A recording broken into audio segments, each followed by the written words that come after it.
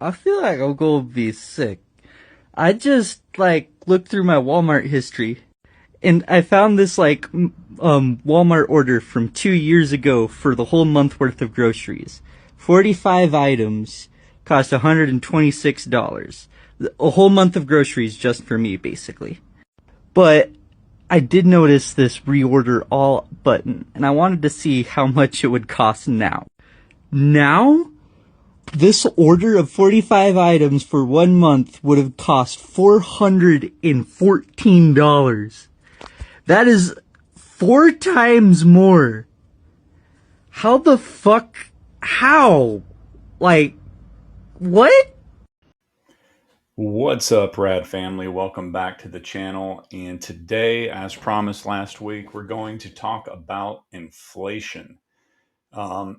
Something that when I'm doing research, we hear about it on the news, we hear about it on TV, in economics classes, but until you really experience it, I still don't know the exact definition of it, except for the fact that I do know that everything is more expensive now. And in these videos and these vlogs, I'm trying to talk about things that all of the generations are experiencing, whether it's boomers or Gen X, millennials, Gen Z, not necessarily pointing the finger at any one generation, because guess what? We all have to buy groceries, we all pay rent. And if we have a car, we all have to put gasoline in it. So we are all in this together, as they say.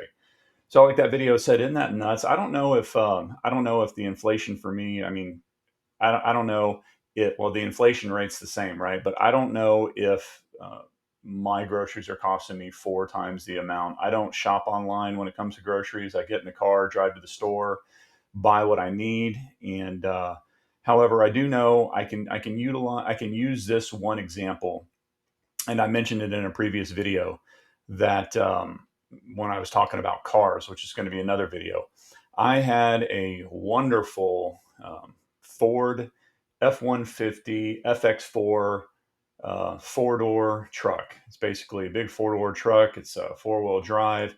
And I even had a custom ARE camper shell put on it to match the blue color of the paint.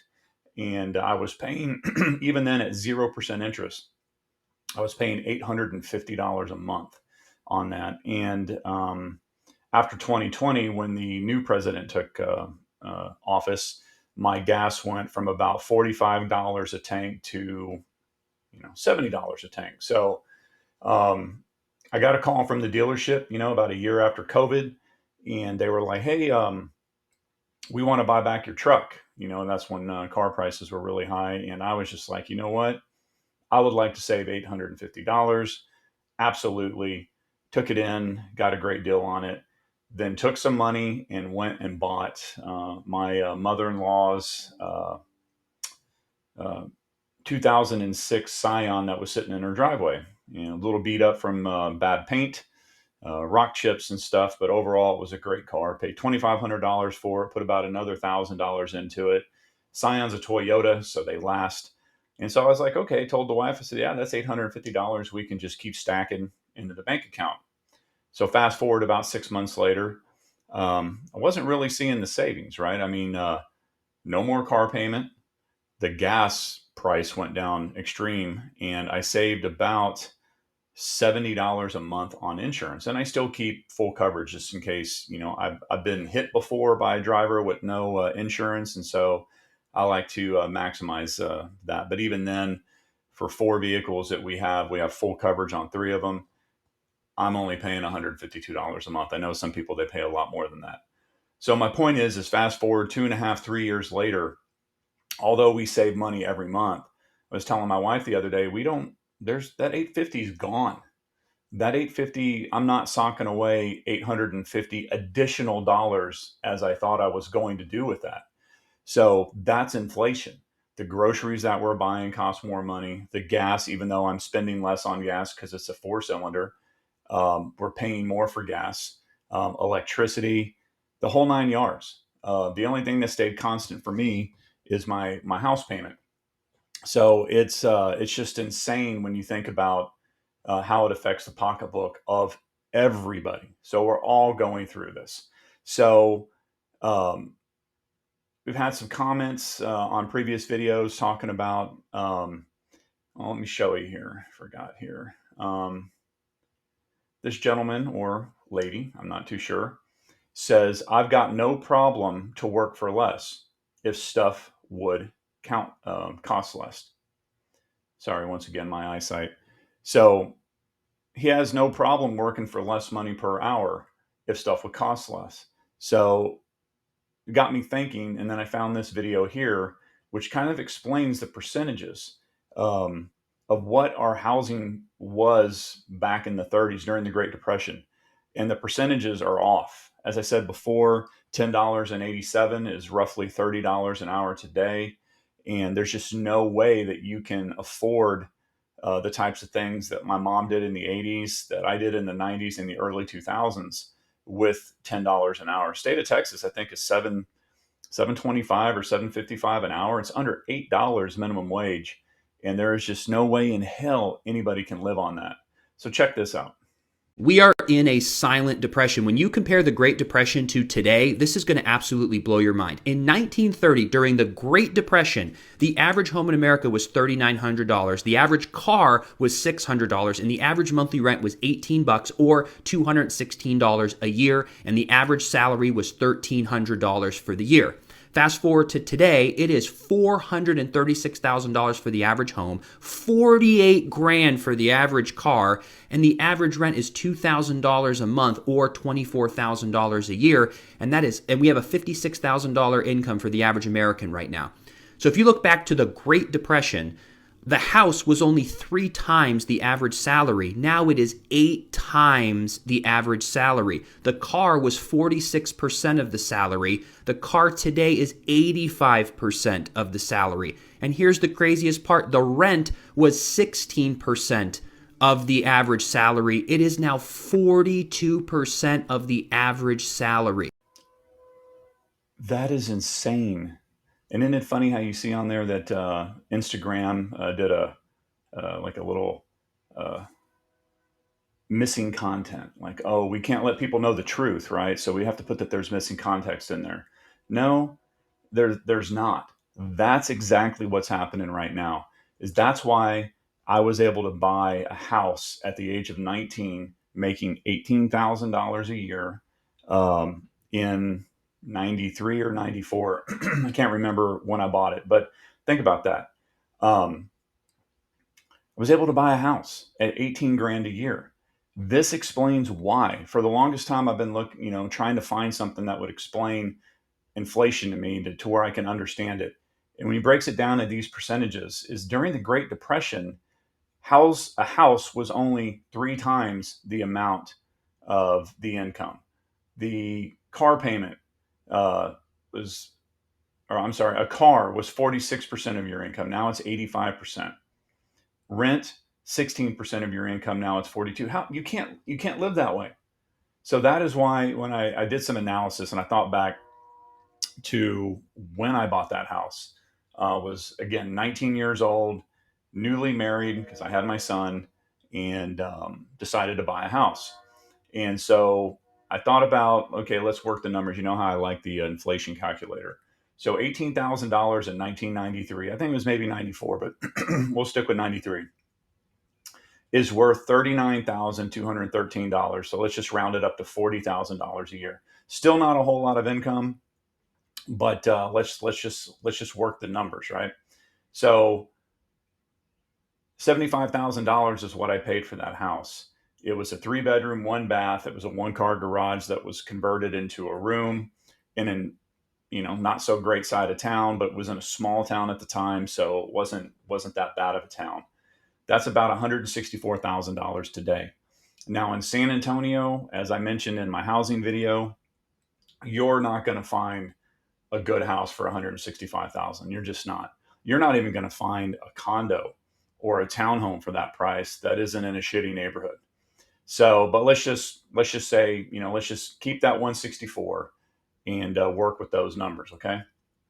So, a $75,000 house at the time with 3.5% down. I honestly, because it was an FHA, I don't really remember what I put down, but I know it wasn't 20%. And I do know that you can go as low as 3.5% as a down payment. So I put that down payment down 3.5%, and it ended up being $445 a month. So we'll round it up to $500. $500 a month for my own house. Okay. So you go back to that $18,000 a year in income. That's before taxes. So I popped up this little screenshot here to show. So $1,500 a month. We're going to do 20% in taxes, although I don't think I was in that tax bracket. So that's $1,200 a month that I was taking home. Minus the $445 house payment, that leaves me with $755. Minus $45 for water, and excuse me, I'll say $100 for electricity. Again, these are all guesstimations, but pretty close. $200 a month for groceries, so leaving me with $410.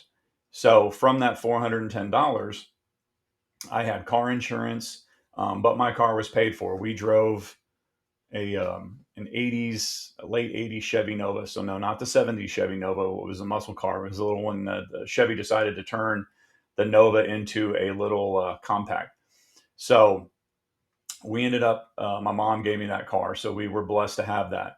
So we still had enough money to go out, eat out every once in a while, and do some things like that. At 19 years old, fast forward to today, and the 170 something $1,000 house that I talked about earlier would be $973 a month. So $1,000 a month. So 12 grand a year of your paycheck is gone to a house. So let's do the math on that. Okay, so remember, $18,000 back then is roughly $40,000 a year now, with 20% taxes. So 8 grand. So you're left with $32,000 a year in income. So $2,600 a month, roughly. So minus 945 in the house payment. Then we're going to take out $85 for water. Texas, $400 a month in electricity. $115 for your internet and all the other apps that you might have. $450 for food. That's kind of on the cheap end.